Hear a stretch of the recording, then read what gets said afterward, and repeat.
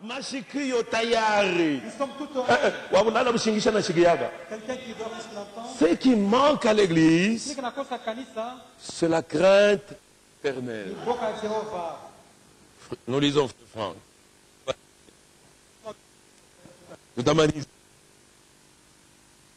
Dans mariage chrétien, à la page 43, Page 43, au deuxième paragraphe, deuxième paragraphe. il est dit ceci. Beaucoup de croyants attendent la grande action finale de Dieu.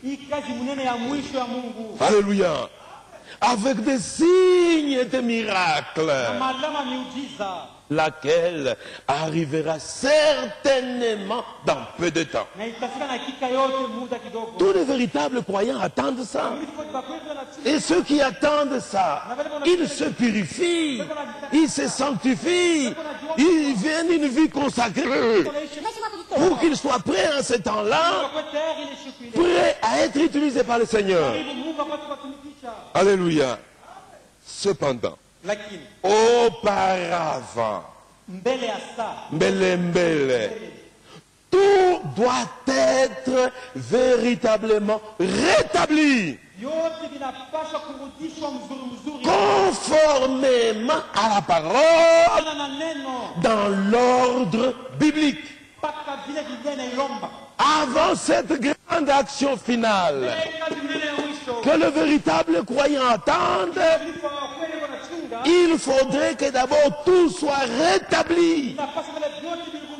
Comme Dieu avait rétabli Job dans son premier état, il faut que l'Église soit rétablie dans son premier état. Que le croyant soit rétabli dans le premier état.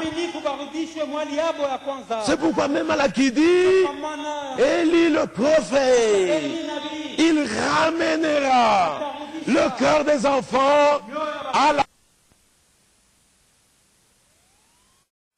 Avant toute chose, la crainte de Dieu doit être ramenée dans son Église. Il faut que la crainte revienne. Nous faisons beaucoup de choses sales parce que nous n'avons pas la crainte de Dieu. Quelqu'un craignant Dieu comme Job. Quand ses enfants revenaient, ils faisaient des sacrifices.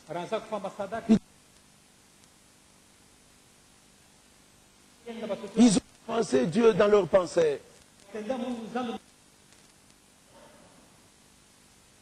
Robe. Pas c'est là qui les souille. Non, mes frères. Doit revenir dans l'église. C'est ce qui manque. Et je vous dis ceci ce matin. Si les gens ne veulent pas se conformer, parce que Dieu ne continuera pas toujours à attendre. Si les frères et les sœurs ne se pas, Dieu lui-même se chargera à ramener la crainte dans son église. Parce qu'il ne peut pas échouer. Il doit terminer son œuvre. Et il l'achèvera en son temps. Oui, mes frères. Comprenez correctement les choses. Si vous voulez que Dieu en vienne à ce point-là, il en viendra à ce point-là. S'il faut frapper pour que sa crainte revienne dans l'église, Dieu va frapper. Et ce n'est plus loin. Et ce n'est plus loin. Ceux qui ont des yeux spirituels et qui voient maintenant les choses, comment elles marchent dans l'église. Frère, Dieu ne joue plus. Si vous avez le temps de jouer, mais Dieu ne joue plus. Il y a des cas et des cas qui commencent à tomber au milieu de nous. Où Dieu est en train de frapper. Dieu frappe. Il faut que sa crainte revienne dans son église. Alléluia. Mais avant toutes les choses, la crainte de Dieu doit être ramenée dans son église. Elle est le commencement de toute connaissance divine et de toute sagesse, laquelle met fin à notre folie humaine. Et là, nous ne marcherons plus comme des insensés. Nous allons marcher avec sagesse, avec prudence. Avant de poser le pas, je regarde d'abord, et quand tout est bien, c'est alors que je pose les pas. C'est ça l'exhortation de Paul à l'église d'Éphèse. Il dit en un temps comme ceci, alléluia, nous ne devons pas nous conduire comme des insensés, mais avec intelligence et circonspection. Utaratibu sasa mbele ya kusema unekala gombele kime binyo kuna sema bitayenga au itayenga. Hapana kufungula kinywa comme un insensé. La Bible dit celui qui parle beaucoup ne manque jamais de péché. Alléluia. L'église d'Éphèse était très riche. Pour arriver à cette grande richesse spirituelle, Dieu ne jouait pas. Dieu ne jouait pas. Dieu frappait. Et vous connaissez tous l'histoire d'Anania et de Saphira. Et nous, si vous voulez que Dieu en arrive là, il ne change pas, il est le même. Alléluia. Acte 5.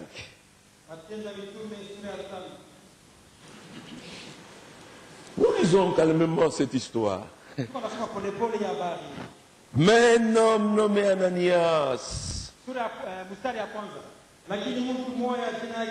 avec Saphira sa femme, vendit une propriété et retint une partie du prix. Il a fait ça. Sa femme le sachant.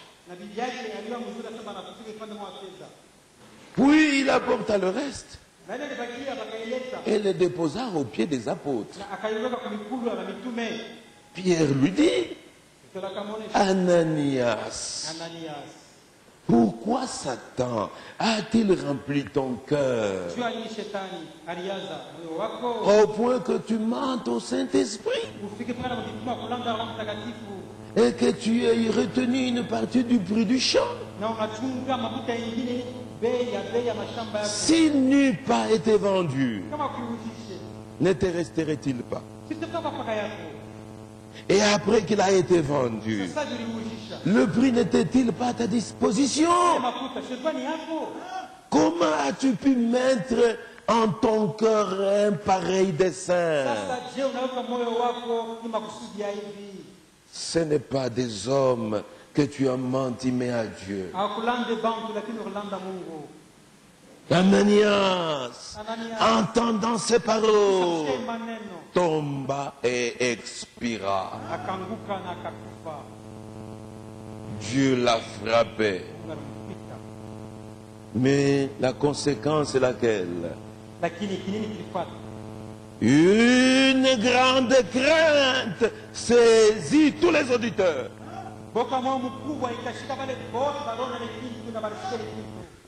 Pierre avait mis 3 ans, 3 ans et demi à suivre le Seigneur. Il ne travaillait pas. Jusqu'à un jour, il a même posé la question au Seigneur. Ils ont abandonné tout, nos maisons, récompense. Jésus dit, calme-toi, Pierre, la récompense est grande. Donc matériellement, il n'avait rien. Un jour, quand les gens des impôts devaient demander que Jésus paye l'impôt, Jésus n'avait pas d'argent. Même Pierre n'en avait pas. Jésus dit, tu vas à la pêche. Le premier poisson que tu vas tirer, ouvre dans la bouche. Tu vas trouver l'argent. Tu payes pour toi et pour moi. Mais on voit seulement Pierre se lever sous la conduite du Saint-Esprit. Et il n'y avait aucune prophétie dans l'Ancien Testament qui disait que tout se mettrait